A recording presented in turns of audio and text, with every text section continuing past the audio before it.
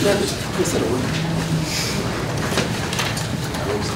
right, it's 2:30 p.m. and I will call to order the November 10th, 2015 meeting of the City of Albuquerque Personnel Board. The next item on the agenda is PB 1424, Jeremy Deere, termination City of Albuquerque Police Department. However, we heard the arguments from both parties last week, and when the board came out of executive session, it said that it would accept from both parties designations of portions of the record that they wanted us to hear, and that we would meet again in executive session today to continue our deliberations and then try to make an announcement at the conclusion of executive session today. That's what I think we're going to do. I think this is on the agenda to make sure everyone understands that this matter is going to come up today, but it's not going to come up in this order. We will deal with the Jeremy Deere case after executive session today. The chair will entertain a motion to close the meeting pursuant to the cited sections of the New Mexico Open Meetings Act. I move that we close the meeting. Second? Second. All in favor? Aye. Aye. All right, we will now go. Are we ready to go back on the record? We're back on the record. Okay, the chair will hear a motion to return to the open session. I move we return to open session. Second. Second. All in favor? Aye. Aye. All right.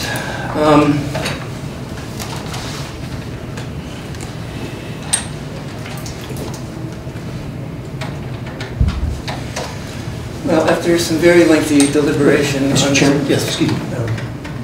You need to make a statement about what we discussed. Oh, yes. Let the record reflect that while we were in executive session, nothing was discussed except deliberation on case number PB 14-24, Jeremy Deere, termination, City of Albuquerque Police Department. Recommendation of the hearing officer, Patrick Bingham.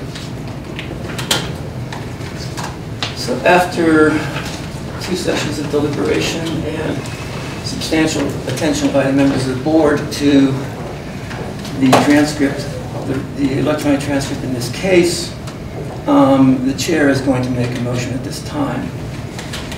The chair is going to move that the decision of the hearing officer be modified as follows. The chair moves that the motion includes, and the minutes will reflect, that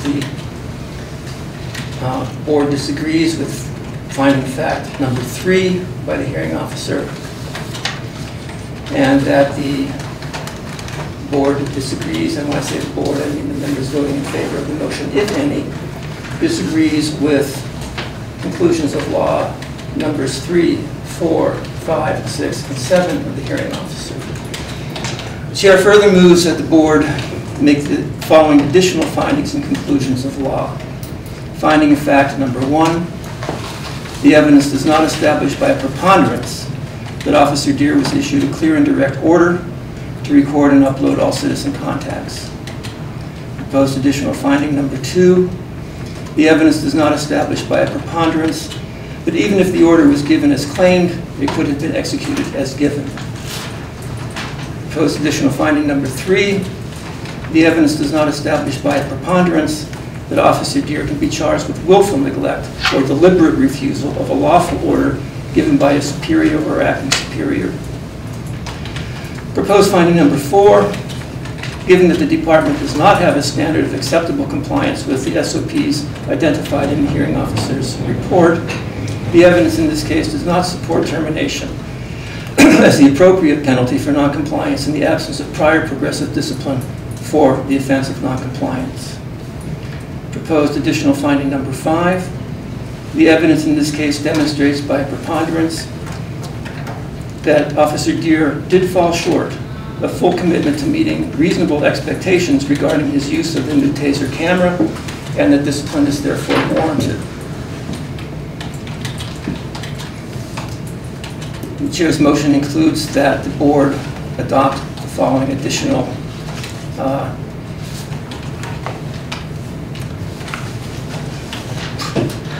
sorry, I got myself out of order. Let the record reflect that what I just read, items number 1 through 5, are proposed additional conclusions of law. The proposed additional findings of fact are as follows. Proposed additional finding of fact number 1, the credible testimony of the witnesses is conflicting on whether Officer Deere was issued a clear and direct order to record and upload all citizen contacts. Proposed finding of fact number 2, additional finding of fact number 2, the evidence of record establishes that it is more likely than not that Officer Deere did not record and upload all citizen contacts which could have been recorded and uploaded within the limits of department policy, the law, immediate circumstances, and or the limitations of his equipment. It does not provide clear indication of the extent to which he failed to do so. Proposed additional finding of fact number 3, the evidence unequivocally establishes that the department does not have a standard for acceptable compliance or non-compliance with the SOPs listed by the hearing officer. Therefore, by way of remedy, or an additional conclusion of proposed conclusion of law, the appropriate penalty in this matter is reinstatement of Officer Deere with a 90-day suspension without pay, which is the maximum suspension allowed under the Merit Systems Ordinance. And I'm sorry that I got the proposed findings and conclusions out of law, but I think it's clear, and I think it can become clear in the minutes. So that is the motion. Do we have a second? I'll second. The motion has been seconded. All in favor of the motion signify by saying aye. Aye. Those opposed signify by saying nay. Nay. Okay. So.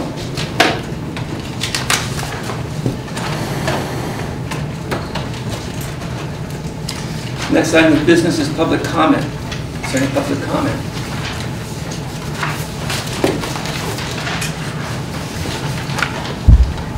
Hearing none, the next item of business is other matters. Are there any other matters to be brought forward by the members? Hearing none, Chair will entertain a motion for adjournment. Move to adjourn. Second. All in favor signify by saying aye. Aye. Aye. Motion carries unanimously. Thank you all very much. Thank you. Thank you.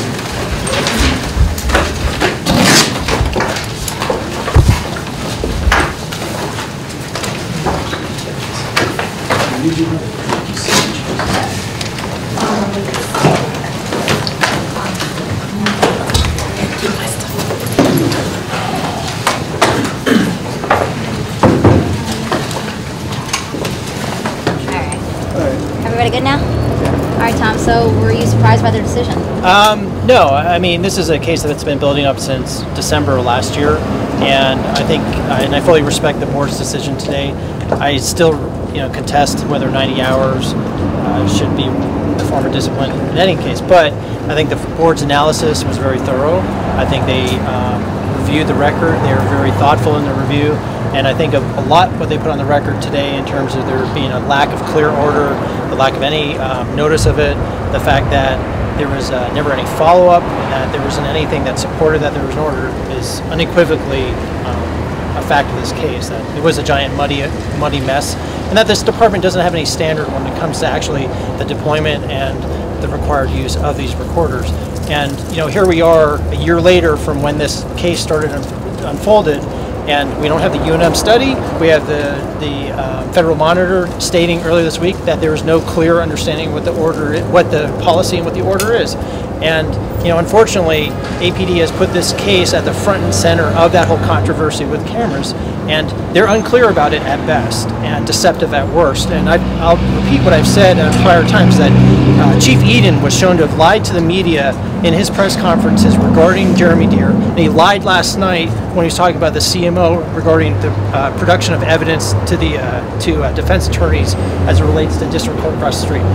Forensic scientific evidence does not have to be produced in 10 days. It's up to 150 days depending on what track it is. So, we have a department that's essentially leaderless, and they're trying to establish or verify what's going on the backs of good officers like Jeremy Deere.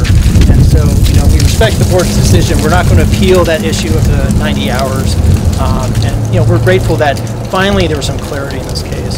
So what happens now? Does Mr. Deere just get his job back Monday? I suspect I'll be having a discussion with the department because the remedy in front of them is they could appeal this decision to district court. Now, the exposure that they're going to be faced with if they do that is ongoing attorney's fees and ongoing reinstatement. And given the sincerity and the level of review that that board put into this case, they have a huge mountain to climb to prevail over that decision. And I think that would be a fruitless and completely frivolous action if they do that. So Mr. Deere does want his job back with APD? He's a cop. He wants to be a cop. He wants to be back with his brothers and sisters with APD. And I think as we've seen in the tragic events over the last 2 weeks, we need cops on this street. Okay? And we need not to be firing them because it's an opportunity that looks good or seems to decrease criticism of a department that's out of control. So yes, he wants to be out there. He's incredibly thankful for all the support that he's received from his brothers and sister officers out there that flooded in both to my office and to him today. So yes, he wants that. You keep saying 90 hours. Is it 90 hours or 90 days? I'm sorry, it's a 90-day suspension. Okay. Yeah. What do you think this case told people about how often Albuquerque police officers report, use their lapel cameras, and what they know about officer compliance? I think it addresses the issue of, well, what is the standard of compliance, and is there sort of a buffer area of where is it acceptable to not have video, and where does it become unacceptable to not have video? And I think that's what this case is really from the outset sort of talked about. I mean, if we get away from the particular personalities, I mean, it addresses this issue of, is it lawful, is it legal to record everybody all the time, and do we want police officers doing that? What are the residual or collateral effects of an officer that's recording everybody all the time? Does it cause a chilling effect with people that want to report crime? They want to talk about their neighbors down the street without having a defense attorney later, subpoenaing them for testimony. So that really brings it out. And I think what the board astutely said today was that it's an unclear standard, especially with how this department applies it and how they did it with this officer, where they sort of bootstrapped this expectation that, oh, no, you were required to do it every time, all the time, when there wasn't any evidence that supports that, and we refuted it. It makes it really clear that this is a policy that really needs clear black and white definition. And I think we're 2 years now since UNM was tasked to come forward with a $50,000 study, and we have no idea what the best practices policy is. And there are plenty of model policies out there, from the ACLU to the IACT to National FOP to any of the other departments that have already processed and resolved this issue, whether it's Denver, Seattle, Phoenix, you name it. So this department needs to get in line and come forward with an unequivocally clear policy with what it is and what they expect officers. So that's, in a broader sense, I think this is what this case addresses. Anything else, guys? Thank you. Thank you, sir. Appreciate it. it.